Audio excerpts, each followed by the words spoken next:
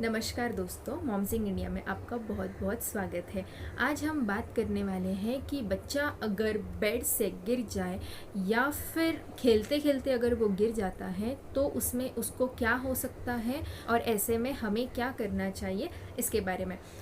तो पहले तो आप समझ लीजिए कि अगर बच्चा चलने की कोशिश कर रहा है या खेलते खेलते अगर वो गिर जाता है तो उसे जो चोट आती है उसके चांसेस बहुत ही कम है कि उसे ज़्यादा इंजरी हो। लेकिन अगर बच्चा बेड से गिर जाता है या सोफ़ा से गिर जाता है तो वो एक थोड़ी ऊंचाई पर रहता है जिससे बच्चे को चोट लग सकती है। तो ऐसे में अगर बच्चा रोता है और रोने के बाद वो थोड़ी देर में चुप हो जाता है या हम उसे थोड़ा हनी खिला देते हैं या हम उसे थोड़ा हनी खिला देते हैं कि मीठा खाने के बाद बच्चे को अच्छा लगता है तो वो चुप हो जाते हैं। तो ऐसे में अगर बच्चा नॉर्मली रोकर चुप बैठ रहा है मतलब वो सेफ़ है, उससे ज़्यादा कुछ हुआ नहीं है। लेकिन अगर गिरने के बाद इमीडिएटली आफ्टर थोड़ी देर के बाद आप उसे पानी पिला रहे हो या हनी खिला रहे हो, मध जिसे बोलते हैं, हनी खिला रहे हो, लेकिन फिर भी अगर बच्चा चुप नहीं बैठ रहा है तो आप उसे डॉक्टर के पास लेके जाइए कि वो बहुत देर तक अगर रो रहा है और चुप नहीं बैठ रहा है। तो किसी ऊंचाई से अगर बच्चा गिर जाता है तो हमें क्या करना चाहिए।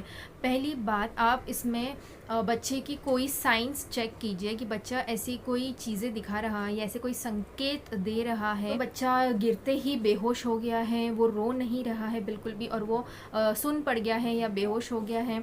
दूसरी चीज़ आती है उल्टी करना। अगर बच्चा उल्टी करे तो वो नॉर्मल नहीं है, आप उससे इमीडिएटली डॉक्टर के पास लेके जाइए। तीसरी चीज़ आती है नाक या कान से खून आना। नाक या कान से खून आना ये भी बिल्कुल सेफ़ नहीं है। तो नेक्स्ट जो आता है वो है कि बच्चे के सर में कहीं पर भी थोड़ी भी सूजन है। आप गिरने के बाद थोड़ी देर के बाद इमीडिएटली चेक कीजिए कि अगर बच्चे के सर में कहीं पर भी थोड़ी भी सूजन है तो वहाँ आप पहले तो बर्फ़ लगाइए। अगर बर्फ़ से वो कम हो जाती है तो ठीक है, नहीं तो आप उसे डॉक्टर को दिखाइए। तो डॉक्टर आपको बराबर सही से सलाह देंगे कि उसे कैसे ट्रीट करना है। नेक्स्ट आप ध्यान दीजिए कि बच्चा अगर नॉर्मली क्रॉल करता है, नॉर्मली चलता है, अगर पकड़ पकड़ के कोई बच्चों को चलने की आदत होती है, अगर बच्चे वैसे चल रहे हैं या बच्चा खेल रहा है, बच्चा नॉर्मली जैसे खेलता है अपने खिलौनों के साथ वैसे खेल रहा है तो कोई दिक्कतें नहीं हैं। लेकिन अगर वो इनमें से कोई भी चीज़ नहीं कर रहा है या बहुत रो रहा है या खाना नहीं खा रहा तो आप ऐसे में भी डॉक्टर को बताइए। नेक्स्ट आप बच्चे की आंखें चेक कीजिए। कभी कभी बच्चे की आंख फड़फड़ाती है या फिर उसके जो आई बॉल्स हैं वो फास्ट स्ट्रांगली मूव होते हैं, जैसे इधर से उधर मूव होते हैं, तो ये भी बिल्कुल सेफ़ नहीं है। बच्चे की आप आंखें चेक कीजिए। अगर आपको उसमें कुछ भी एबनॉर्मल लगा गिरने के बाद तो आप डॉक्टर को बताइए। तो मेनली ये सारी चीज़ें हो सकती हैं गिरने के बाद जिसमें आपको ध्यान देना है।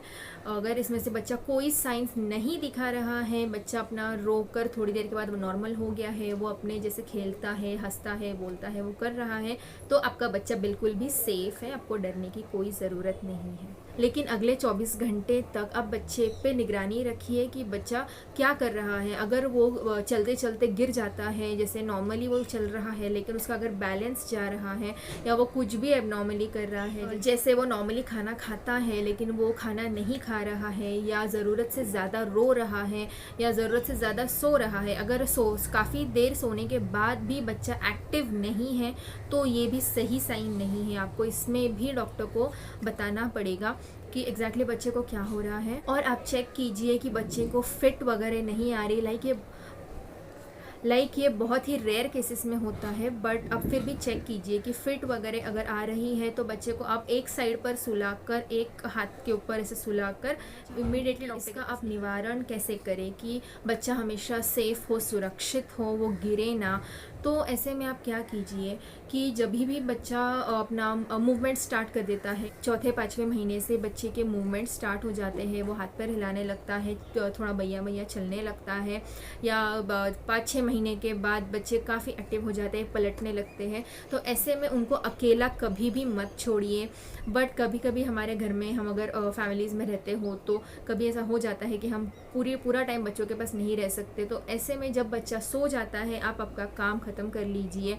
लेकिन जब बच्चा जाग रहा हो तो प्लीज़ उसे अकेला ना छोड़े, और बेड पे तो बिल्कुल भी नहीं छोड़े। अगर आपको छोड़ना है तो आप उसे देख पाए ऐसे नीचे ज़मीन पर उसके खिलौनों के साथ उसे रखिए, लेकिन एक आँख उसके ऊपर ही रखिए कि वो कहीं इधर उधर ना चला जाए, लेकिन इसमें उसके गिरने के चांसेस काफ़ी कम हो जाते हैं।